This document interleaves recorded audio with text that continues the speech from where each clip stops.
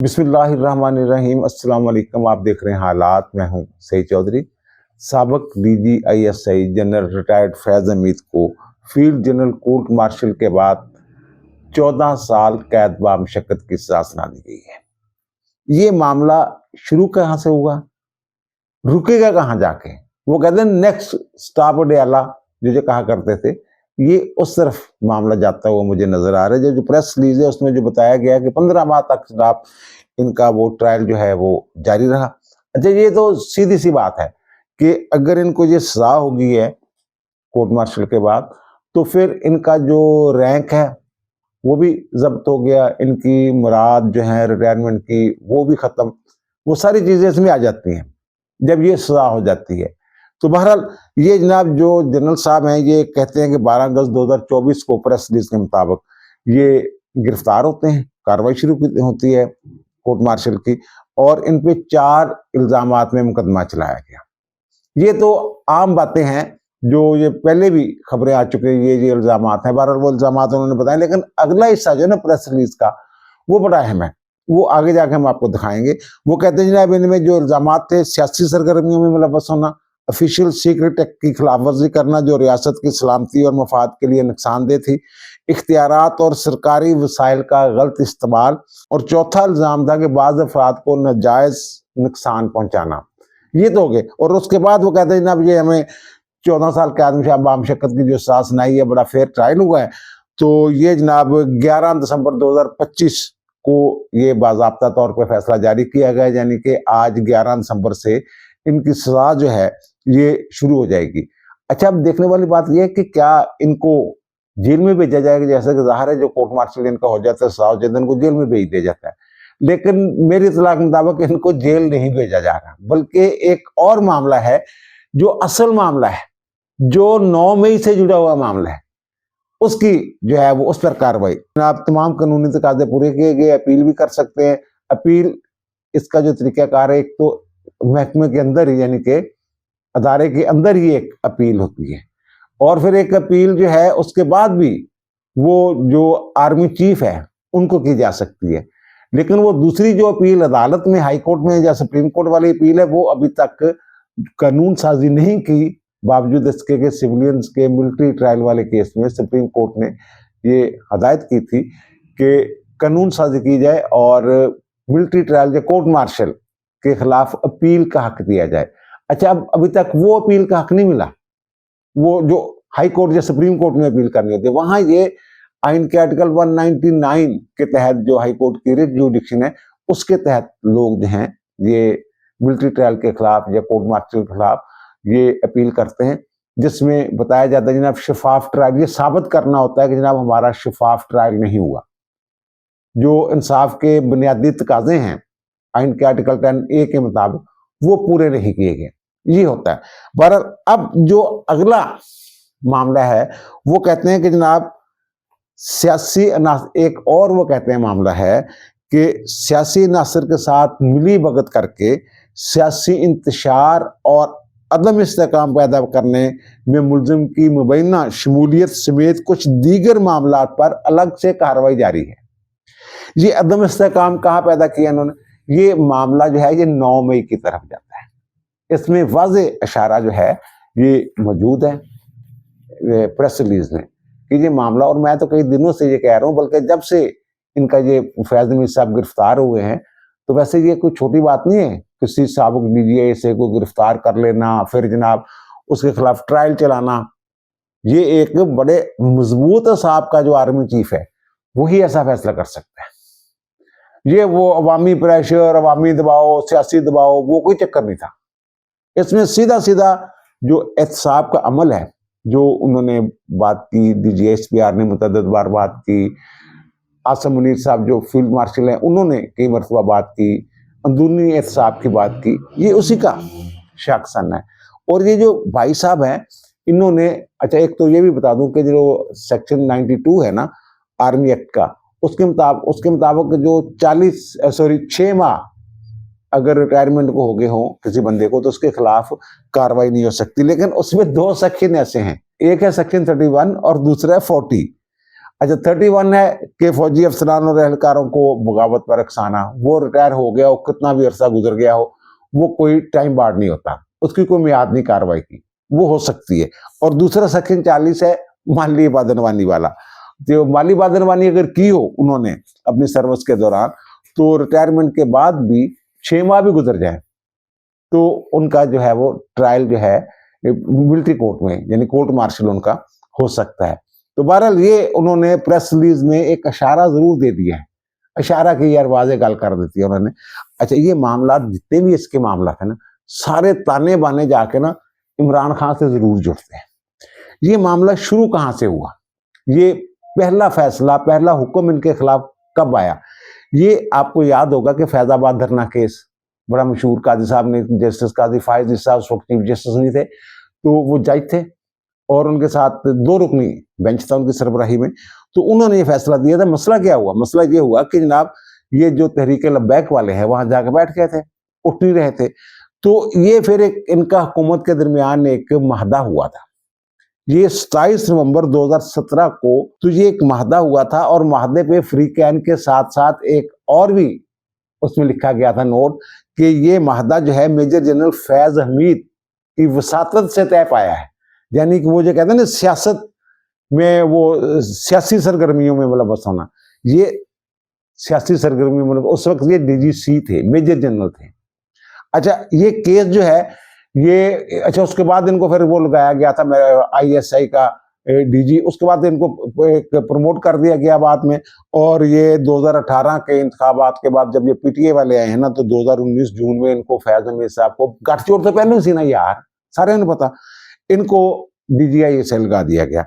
और ये 19 नवंबर 2021 तक जो है ये इस ओहदे पर रहे। इसमें फड्डा भी हो गया था ना, ये इमरान तो जान नहीं छोड़ रहा था इनकी, वो कह रहे नहीं जनाब मुझे चाहिए ये बंदा, इस वक्त बड़ी जरूरत है। उदो तहरीक तरूक शुरू हो गई सी ना, इन्होंने खिलाफ गल्लां शुरू होनी, इनू अदम एतमाद दी गल्लां शुरू हो गई सी ना कि मुझे इस वक्त बड़ी जरूरत है जनाब इसकी। तो वो बाजवा साहब जो हैं उन्होंने जनाब वो नहीं मानी थी बात इनकी, और फिर जनाब 3 नाम मुझे भेजे ये वो, फिर उसके बाद नदीम अंजम साहब आए थे आपके लिए में।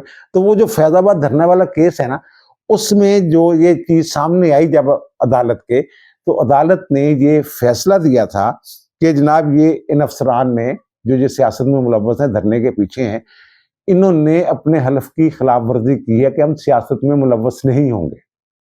ये जजमेंट है। तो उन्होंने कार्रवाई का हुक्म दिया था इस हवाले से। तो ये बजाय इसके कार्रवाई करते, उनको जनाब मेजर जनरल से प्रमोट करके लेफ्टिनेंट बना दिया, और बाद में फिर जनाब वो DG बन गया ISI के। और उन्होंने फिर कादी साहब से इंतकामन उनके खिलाफ, एक कादी फायद के खिलाफ एक रेफरेंस बना दिया था, आपको याद है।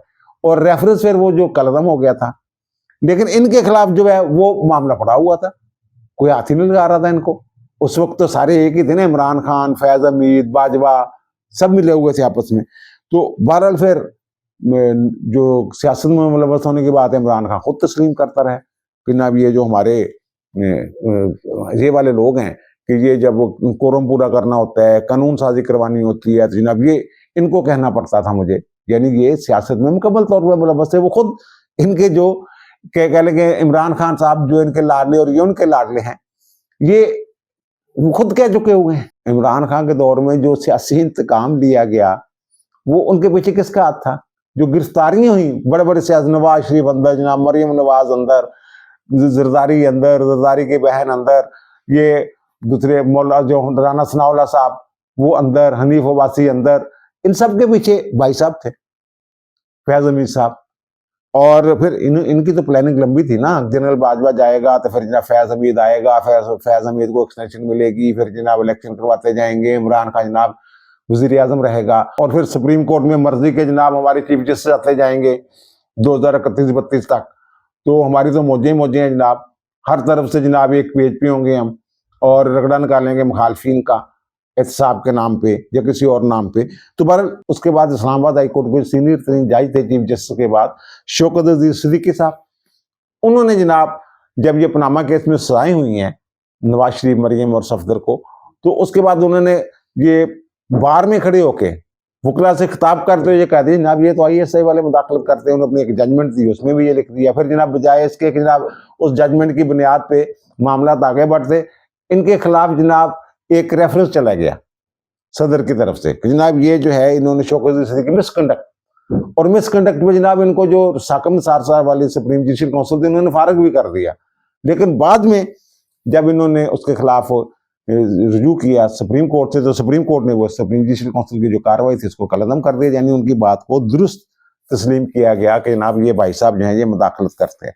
अच्छा, फिर मामला दूसरी मरतबा कैसे खराब हुआ, इंक्वायरी कैसे शुरू हुई, ये जनाब जो 2017 ही में 12 मई 2017 में ये उस वक्त DGC थे ISI के, तो इनकी वहां पे वो जनाब कहते हैं कि जनाब टॉप सिटी था एक को दफ्तर था टॉप सिटी वालों का कोई, तो वहां जनाब छापा छुपा मारा, तो वहां से सोना ले गए, कीमती चीजें ले गए, बहुत सारी चीजें जनाब। फिर ये नवंबर 2023 में ना टॉप सिटी का जो मालिक है हुसैन सोसाइटी का मोइज अहमद, उसने सुप्रीम कोर्ट में दरखास्त दायर कर दी कि जनाब ये भाई साहब जो ये हरकतें करते रहे।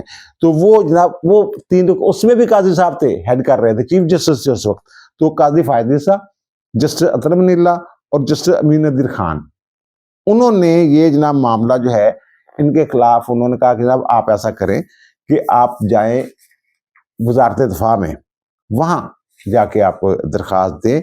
तो वहां फिर उन्होंने हिदायत की वजारत दिफा को और फौजी काम को, फौजी जो अदारा है उसको, कि जनाब इनके खिलाफ तहकीकात की जाए। तो फिर ये जनाब अप्रैल 2024 में जो इनके खिलाफ तहकीकात के लिए वहां एक कमेटी बनाई गई। उस कमेटी के बाद जनाब ये जो भाई साहब हैं 12 अगस्त को, ये अप्रैल में कमेटी बनी और 12 अगस्त 2024 को ये गिरफ्तार होते हैं। जिनके खिलाफ कोर्ट मार्शल की जो कार्रवाई है ये शुरू होती है फैज हमीद साहब के खिलाफ। अच्छा, इन्होंने ना वो जो दरखास्त थी मुइज की, उसमें ये भी लिखा हुआ था उन्होंने कि जनाब ये इन्होंने 400 तोला सोना और नकदी जो है वो वापस नहीं की, बाकी कुछ चीजें जो है उन्होंने वापस कर दी, कुछ रकम जो थी वो उन्होंने वापस कर दी। और कहते हैं कि इनके जो भाई है ना नजफ साहब, उसने सालसी के जरिए भी मामले को हल करने की कोशिश की।